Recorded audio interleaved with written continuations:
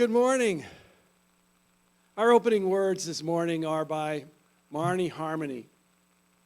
If on a starlit night with the moon brightly shimmering, we stay inside and do not venture out, the evening universe remains a part of life we shall not know. If on a cloudy day, with grayness infusing all and rain dancing rivers in the grass, we stay inside and do not venture out, the stormy, threatening energy of the universe remains a part of life we do not know.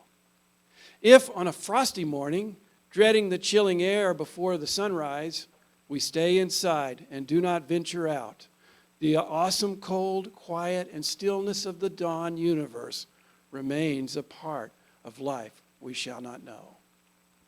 If, throughout these grace-given days of ours, surrounded as we are by green life and brown death, hot pink joy and cold gray pain and miracles, always miracles, if we stay inside and do not venture out, then the fullness of the universe shall be unknown to us, and our locked hearts shall never feel the rush of worship.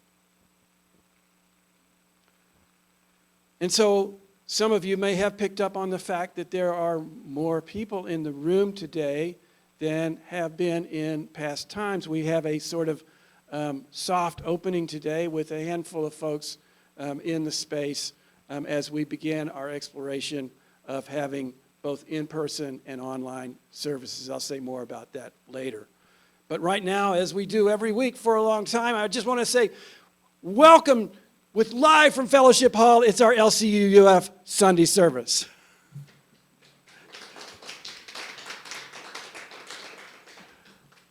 And our announcements were on a slideshow before the service. If you didn't see those, then don't worry, because I believe it is still Lou that will be sending out those announcements Monday morning or perhaps Tuesday.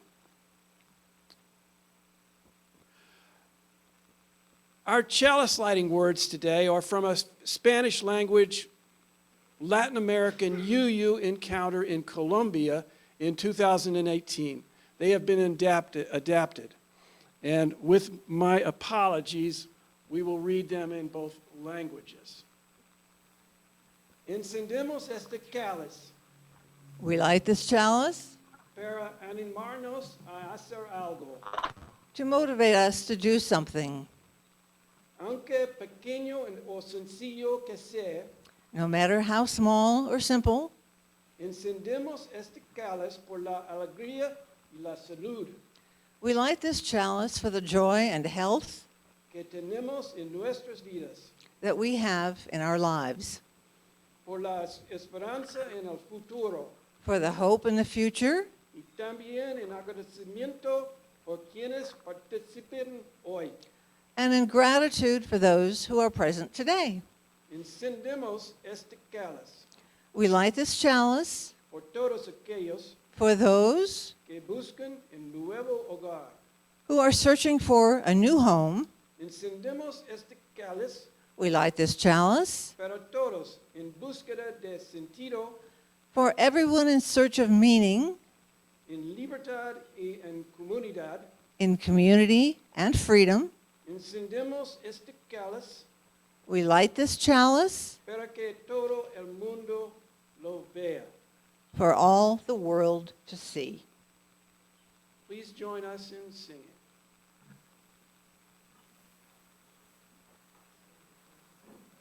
We kindle this light in celebration for the life that we share.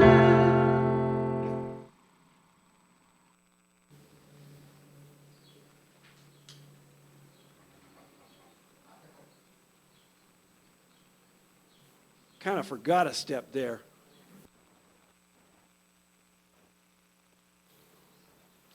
So, our opening hymn is Spirit of Life by Carolyn McDade, which was recorded by All Souls Church in Washington, D.C. It's sung in both Spanish and English.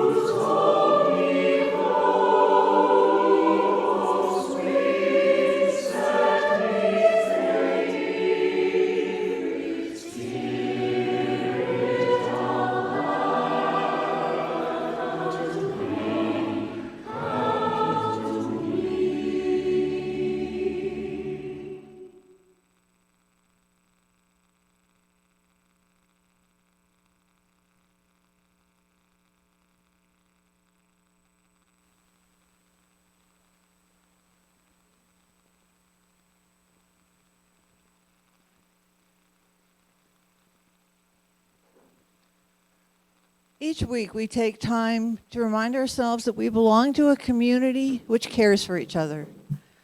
We do this by sharing any significant joys or sorrows in our lives. If you have a joy or sorrow to share today, you can type it into the chat box and we will read those aloud. First, let us voice our sorrows or concerns. Whatever you or the world may be holding that is in need of healing and caring thoughts, you are welcome to type sorrows and concerns in the chat box, and I wonder if there's anybody here present today who has one to share.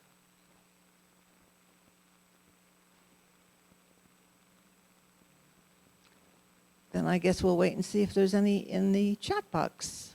Yes, Liz Mulder shares, I have much concern about Janice Kimball. I haven't been able to get as much detail as I would like. Is she still in the hospital, etc.? Please email Liz if you have information about Janice.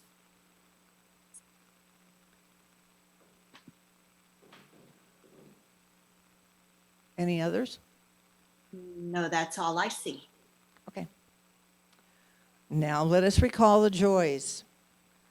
Whatever you may be celebrating, whatever evokes a feeling of joy or peace for yourself or others, you are welcome to type the joys in the chat box and share them with us. We do have one here in the audience.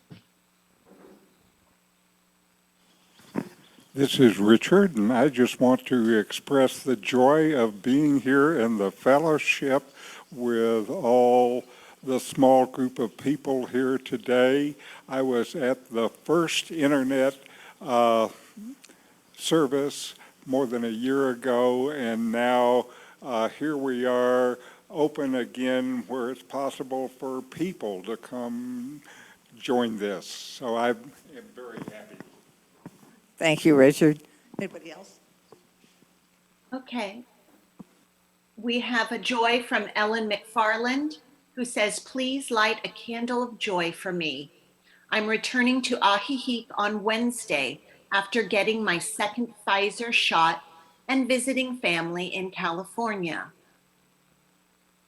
We have a joy from Al Castleman, who says, on Tuesday, June 15th, Jane and I will be celebrating our 58th wedding anniversary.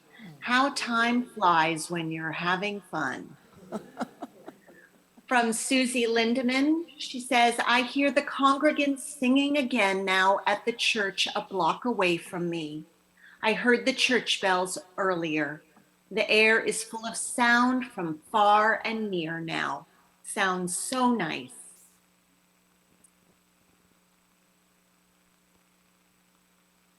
That's all I see. Okay. Excuse me. We will move on to our care candle from our care team. It represents those sorrows that are too raw and too difficult for us to share aloud. So many of us have had losses, partners, children, grandchildren, losses that remain present with us every day. So many of us have burdens, anger, fear, and frustration, all of those things that weigh heavy on our hearts. We light this candle for all those unspoken sorrows.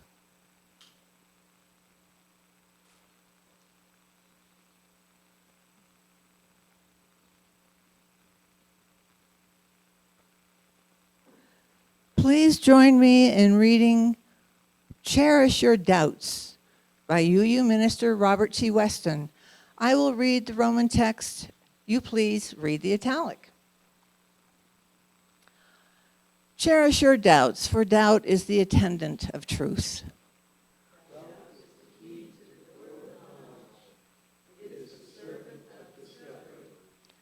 A belief which may not be questioned binds us to error, for there is incompleteness and imperfection in every belief.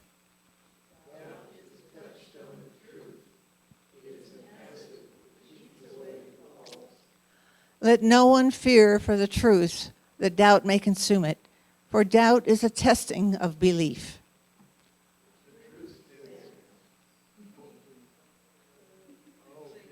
Holy and unafraid, for it is not shaken by the testing. Just a minute here. Wait a minute. The truth stands bold. Oh. Thank you. For truth, if it be truth, arises from each testing stronger, more secure.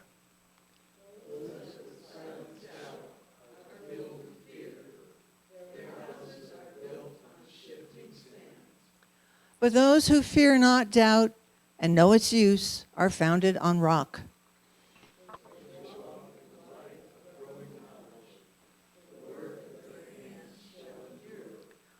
Therefore, let us not fear doubt, but let us rejoice in its help.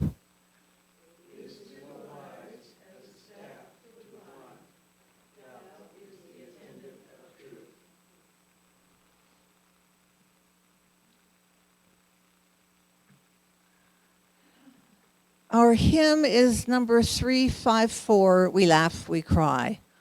This is by Unitarian Universalist hymnodist Shelley Jackson Denham, who wrote it while serving as the worship director at the Mountain, a UU camp and conference center in North Carolina. This hymn has long been a favorite at LCUUF. We will sing verses 1, 3, and 4 on your screen.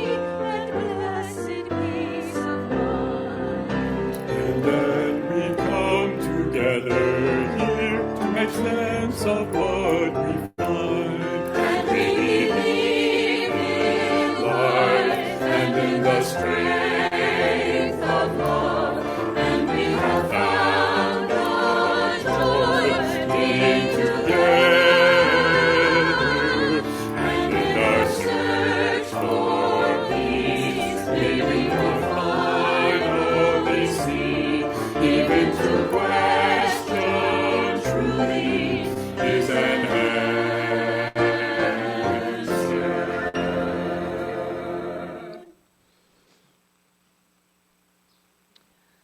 Today's reading is by the great German poet Rainer Maria Rilke. It is from one of several letters he wrote responding to queries from a young poet. This is from the fourth letter. Have patience with everything unresolved in your heart, and try to love the questions themselves, as if they were locked rooms or books written in a very foreign language. Don't search for the answers, which could not be given to you now, because you would not be able to live them. And the point is to live everything. Live the questions now. Perhaps then, someday far in the future, you will gradually, without even noticing it, live your way into the answer.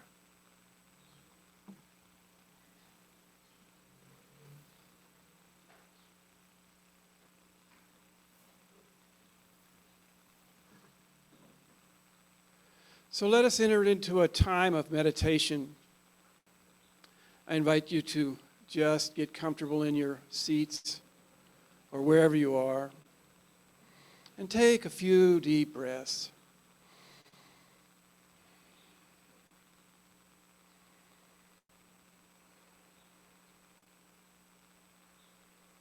And bring your hands together, maybe clasping, intertwining your fingers, interconnecting. And just notice the feeling there. Just notice the feeling of your hands touching each other.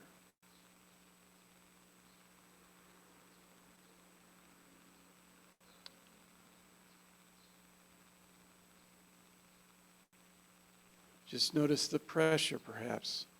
Or maybe you're feeling a little bit of warmth, one hand to the other, or cool. Just notice the sense of touch that you have.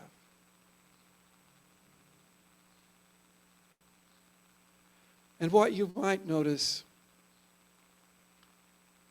is that there is kind of a loosening, a kind of fuzziness there, a sense that you're not really in touch with which hand is feeling which touch. That there's an uncertainty in the hands touching. That you can, perhaps, sort of step back from the feeling and just noticing it all blend together in kind of a fuzziness.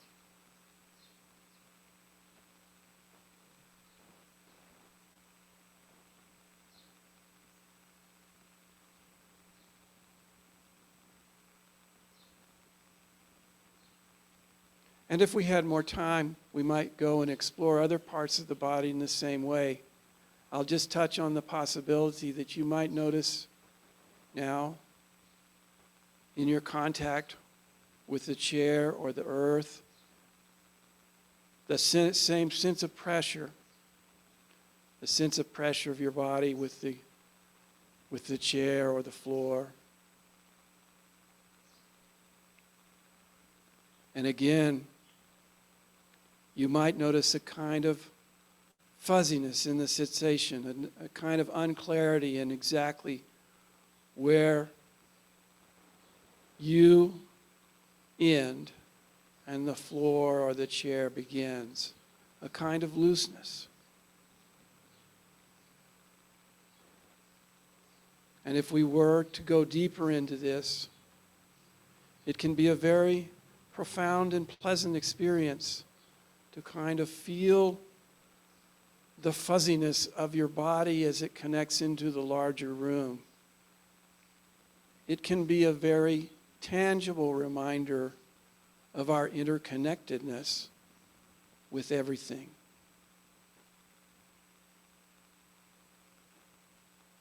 But now we will just come back into this space. And I note that this is a form of I cannot pronounce this word ever. Atamayata meditation from the Buddha. This sense of tapping into the unity, to the oneness of the universe.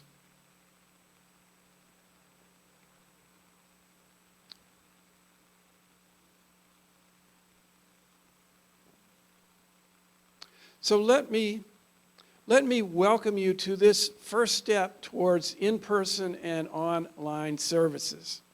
With today's service, where we have a handful of people in here in the room today, they are our guinea pigs, yes, the experimental test animals. We are animals, the subjects that are helping us out, figure out how we can have people here in the room today, as well as people participating online.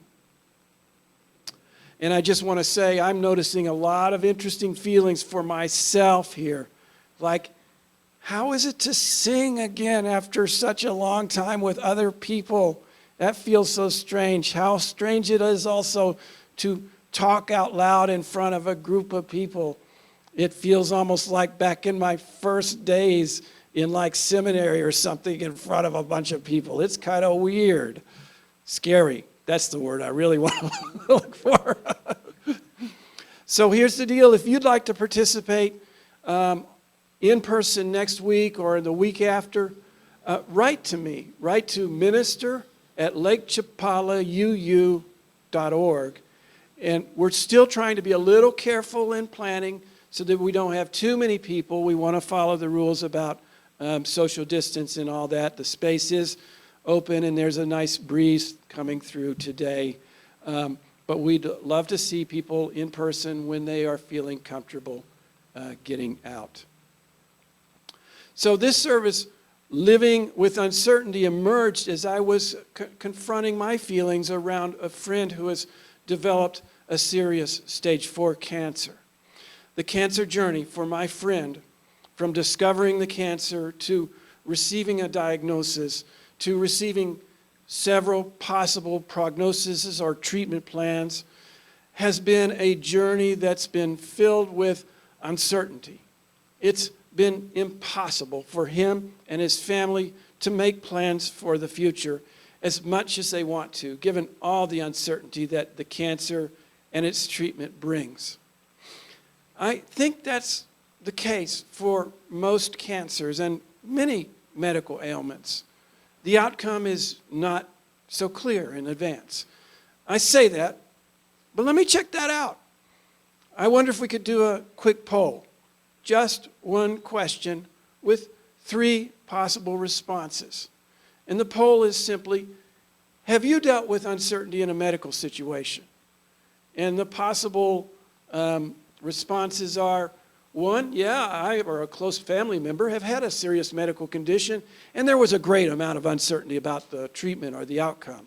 Or secondly, I or a close family member have had a serious medical condition, but everything sort of went according to plan. Or 3, I have never had a serious medical condition. And so maybe if we could pop up the poll now, and hopefully Colleen has been made host so she can do that. Sometimes little steps get left out, and we might have to poll the room here just to see. So we have one person saying number 3. We have one person saying number 2, and several people saying number 1. And okay, a couple of 2s, 1, 3, and a lot of 1s. And we'll see if we're able to pop the poll up, give it another second or 2. And if not, I'll just move on. I'll say that with our in-studio audience, I'm kind of not surprised at the results. There's a whole lot of uncertainty in medical procedures for many of us. And yeah.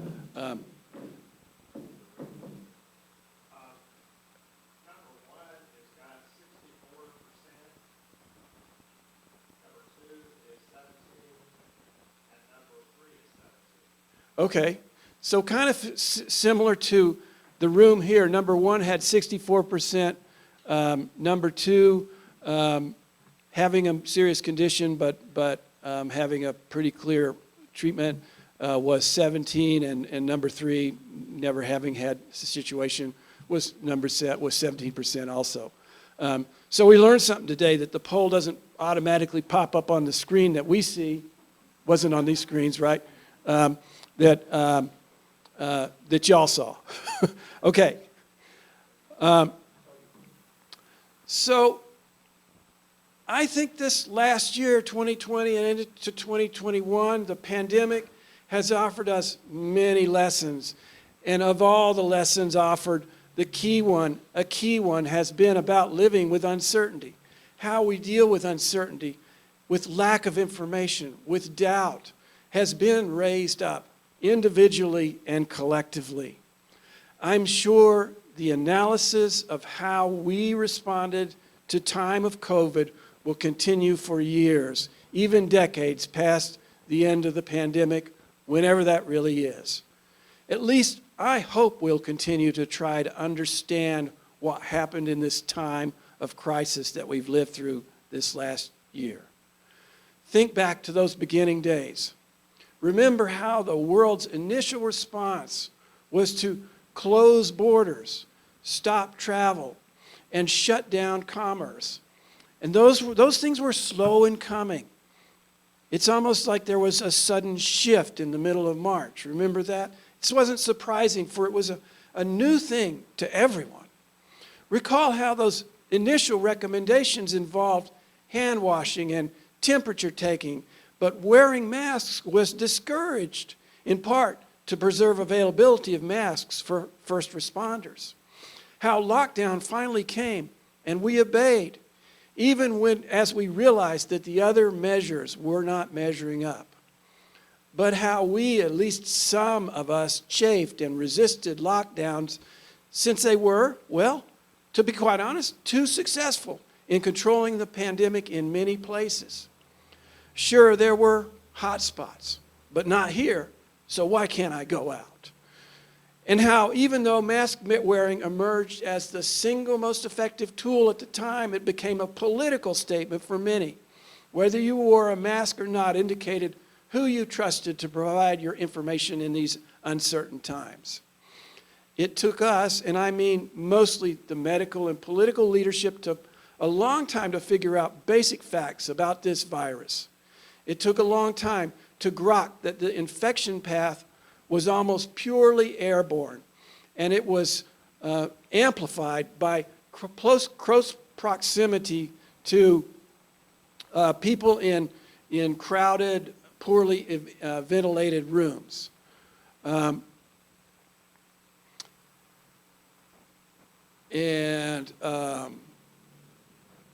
am lost in space here. That many people, we also struggle to realize that many people could be infectious without any symptoms at all. The big difference in this pandemic from those in the past is that we have been remarkably, miraculously, insanely successful in developing and distributing vaccines. Well, maybe not in the distribution part, but pretty good. But even these magic bullets, to use an old medical term, are wrapped in their own uncertainties, and they too have become politicized. People want absolutes. They want assurance. And when they don't get them, they make up their own facts. They buy into the distortions of others. I think that the pandemic threw into stark relief our individual and collective discomfort with uncertainty. We just could not manage not knowing. We want to believe, we want to have all the answers, or at least most of them. We want to know that we have things pretty well figured out. But do we have the answers? Can we ever have things pretty well figured out? At one time, we thought we could ultimately figure it all out. If you were a Unitarian in the time from about 1870 to 1920, you would have likely been familiar with a Unitarian covenant that included this line. It ended with this line: "We believe in the progress of mankind onward and upward forever. It fit with the times. Advances were being made in all fields, in science, in technology, in human relations. Slavery had just been defeated in the USA, and an era of relative world peace was at hand. Technology was flowering, with telephony, electric lighting, automobiles, airplanes all emerging in the span of a lifetime. The days were full of optimism. We might imagine the organization of knowledge in that world as a tree with mathematics at the roots, physics as the trunk, and all the other fields like chemistry, biology, medicine, sociology emerging from the trunk and branches. At the time, it seemed like mathematics was pretty much figured out, and physics might even be reduced to merely refining existing equations. Sure, the other fields still had a lot to explore, but hey, progress, onward and upward forever. We could know and do anything if we just tried hard enough. But trouble was brewing in River City. In 1930, at a major mathematics conference, the great mathematician David Hilbert gave a fiery speech on the future of mathematics, concluding with these lines: "Our slogan shall be, we must know, we will know." He was so enamored with this idea that these lines are engraved on his tombstone.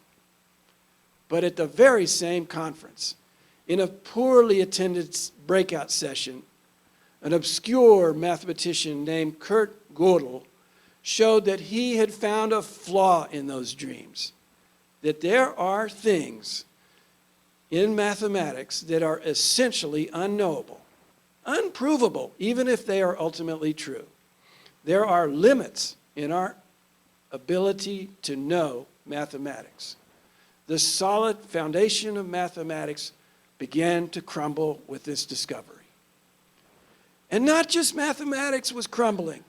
A few years earlier, physics faced its own crisis of uncertainty. Werner Heisenberg showed that we cannot precisely determine, for example, both the location and the momentum of a particle. If we perfectly determine the location, we cannot determine the momentum. And if we determine the momentum, we cannot determine its position. Heisenberg showed that this is a fundamental uncertainty that is built into quantum mechanics. It's baked into the universe. It doesn't matter how accurate or exquisite or expensive our measurement equipment is, we cannot get past this uncertainty. What this meant for the classical ideas of physics, ideas that our universe worked like clockwork, and that if we were only just smart enough and knew enough, we could predict the future, all that gets tossed out. Some things were just inherently unknowable. So in both mathematics and physics, uncertainty, limits to ultimate truth, is at the core of things. The roots of the tree of knowledge were rotten, and the trunk was hollowed out. We faced a future that had real limits. There was no onward and upward forever. We live in an uncertain world, and no amount of effort on our part is going to help us sort that out. None of that will lead to a certain future. What do we do? What to do? Well, we could just put our faith in Jesus. If we were Southern Baptists, that might be the thing to do. Now, I know that's a little flip. And I'm sorry, but I've just spent too much time in the Bible Belt in North Carolina in the last few weeks, so I can't not feel that way. For me, and I think for many of us, our religious or philosophical response is not so much Jesus, but to cherish our doubts, as the reading earlier suggested. Doubt, uncertainty, not knowing, it's a good thing, provided we're aware of it and respect it. In his book, Think Again, The Power of Knowing What You Don't Know, psychologist Adam Grant talks about the relationship between competence, knowing, and confidence. He says, and I quote, "In theory, confidence and competence go hand in hand, but in practice they often diverge. You can see it when people rate their own leadership skills and then are also evaluated by their colleagues or their supervisors or subordinates." Grant describes a famous series of studies by two psychologists, David Dunning and Justin Kruger. Grant says, and I quote, "In the original Dunning-Kruger studies, people who scored the lowest on tests of logical reasoning, grammar, and even sense of humor, had the most inflated opinions of themselves, of their skills. The less intelligent we are in a particular domain, the more we seem to overestimate our actual intelligence in that domain," end quote. Now think about that for a moment. The dumbest people, the most humorless too, and I'm being pretty blunt here, they are the ones with the most swelled up heads. Have I known people like that? Have you? I know it's a rhetorical question. Grant offered an interesting example in which corporate managers in various countries rated themselves, and then these ratings were compared to outside ratings by other experts. If the managers' ratings were overinflated compared to the outside ratings, they appear above the dotted line on this graph. My curiosity is about Mexico. It's way up there.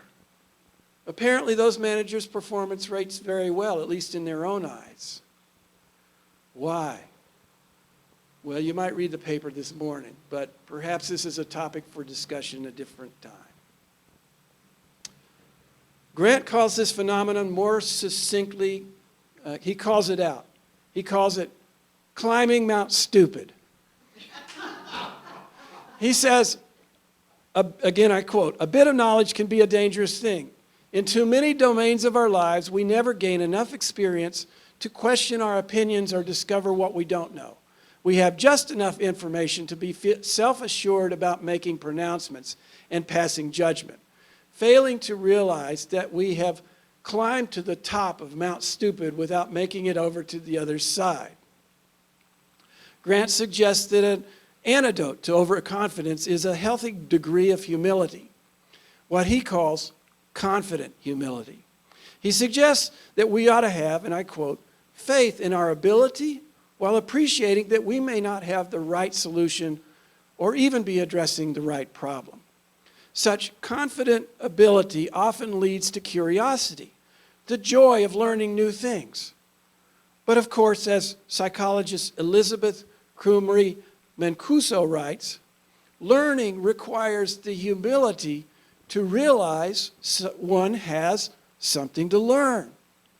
Humility allows us to detach from what we've been taught, our old understanding, in order to make way for new learning and new ideas. In the pandemic, I think many of our leaders had no curiosity. Tools like testing and contact tracing, which would have given us much useful data, were not implemented effectively in many countries. So truly, learning and understanding how the disease spread, how to counteract it, was stymied, and decisions about lockdowns and openings were not made based on data, but on politics. Even in our personal life situations, things as challenging as cancer, some degree of curiosity can be a good thing. At least that's what I observed years ago when I worked as a hospital chaplain. The people that impressed me the most, the ones that seemed to be least devastated by their situation. I mean, even in hospice, the ones who were facing death were the ones who remained curious, open, not just about their prognosis, but even about what might come after death. So here's how I think things might play out. We live in an uncertain world. It's uncertain, even down to its core.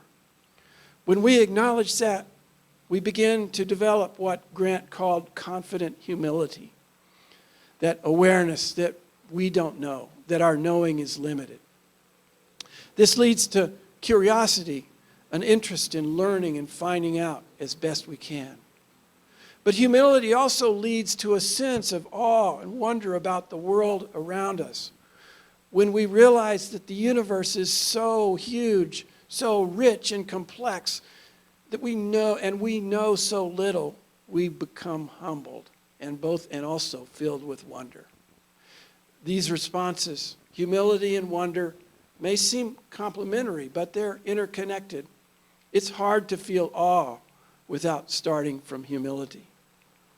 So returning to the Baptists, more specifically, comparing us as Unitarian Universalists, not just to Baptists, but to many other traditional religions, we find we're a little bit different.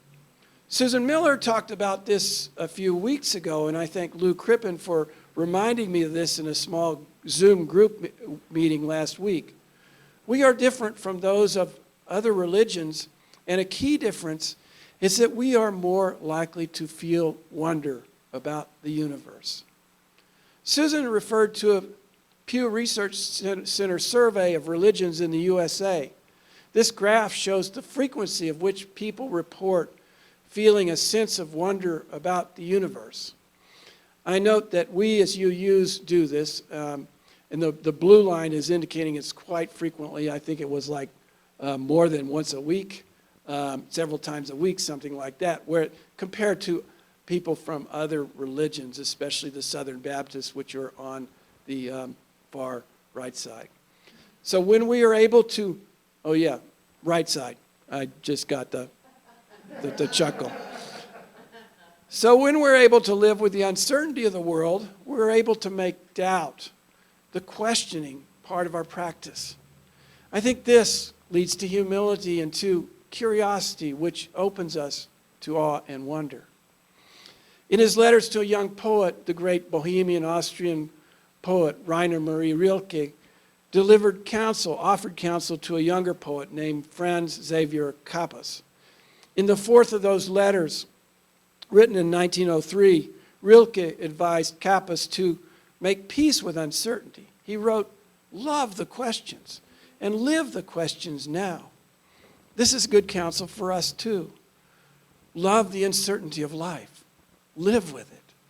And then perhaps someday in the future, possibly but not certainly, we might, without even noticing it, live our way into the answers. Blessed be.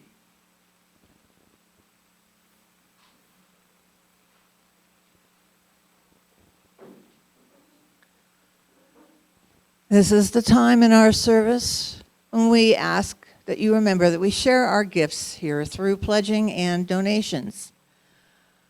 Instructions for payments to the fellowship are on a slide during the announcements.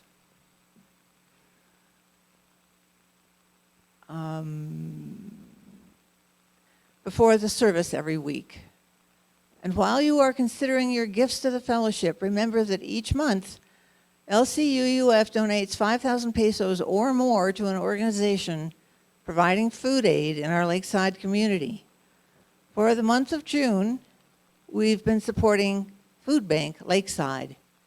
When you pay your pledge, please add something for Share the Basket, as you used to place pesos in our physical basket.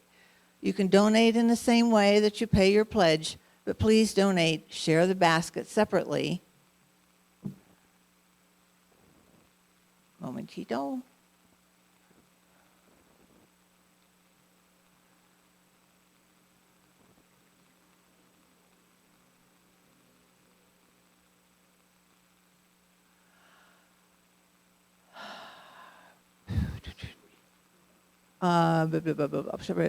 Or indicate what part of your donation is for Share the Basket. Your offerings are gratefully received.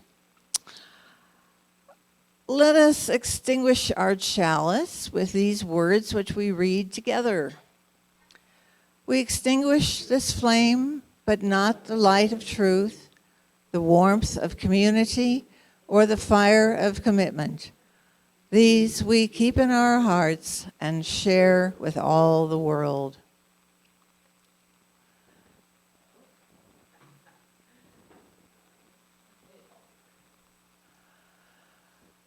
Okay, closing words, living with uncertainty. We live in uncertain times, in an uncertain world. That much is certain. The question is how we embrace that uncertainty. May we live into the uncertainty around us with curiosity and courage, and thereby find our minds and hearts filled with awe and wonder. Everything that happens calls me to awaken and remind we are made of love. We are made of love. Body's made of clay, body's made of mud. Get wet in the rain, get washed in the flood. Body's carried in the river stream, like turning clothes in a washing machine. Body's climb, it is high, body's fall, it is down. When we're out all day, we get burned in the sun. And oh, how we are one, how we are. Everything that happens calls me to awaken and remind we are made of love. We are made of love. Everything that happens calls me to awaken and remind we are made of love. We are made of love. Through the wars in the east and the wars in the west, I'm put to the test so I know how we are. Nature doesn't pretend and love doesn't defend, and it doesn't depend on whether I'm near or far. Lest we forget, we interconnect for the sake of us all on this fluid round ball. Whatever makes your heart sing, we're made of the same thing. Mucho del amor, estamos hechos de amor.